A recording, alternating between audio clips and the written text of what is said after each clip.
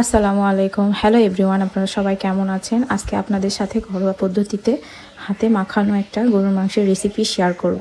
প্রথমে গরুর মাংস একটা পাত্রে ধুয়ে নিয়েছি। পেঁয়াজ কুচি পরিমাণে একটু বেশি দেব, কারণ পেঁয়াজ কুচি বেশি দিলে মাংসের ঝোল একটু গাঢ় হয় এবং খেতে ভালো লাগে।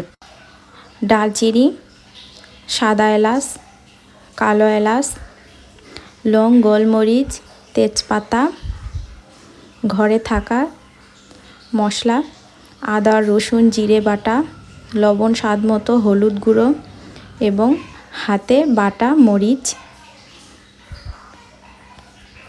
ধনে গুঁড়ো, জিরে গুঁড়ো, তেল পরিমাণ অনুযায়ী দিয়ে এখন হাত দিয়ে ভালো করে মেখে নিতে হবে।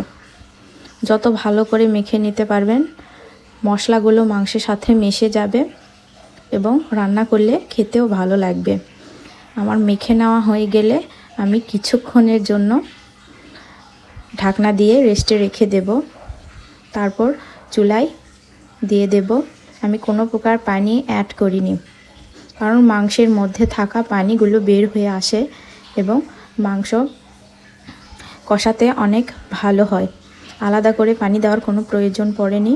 আমি এখন মাংসগুলো কষিয়ে নেব। আমার মাংস একটু পরে পরে নেড়ে দিতে হচ্ছে, কারণ যে লেগে না যায়, কারণ আমি পানি দেইনি, এই কারণে মাংস একটু ঘন ঘন নেড়ে দিতে হচ্ছে। তারপরে আবার একটু পানি অ্যাড করে দিলাম। আবার কষানো হয়ে গেলে ঝোলের জন্য পানি দিয়ে দিয়েছি। তারপর বাগার, পেঁয়াজ রসুন জিরা তেল দিয়ে বাগার দিয়ে নিয়েছি। আমার মাংস রান্না প্রায় শেষের দিকে, এই তো মাংস হয়ে গেছে। এখন পরিবেশন করার পালা। ধন্যবাদ সবাইকে আমার ভিডিওটি দেখার জন্য।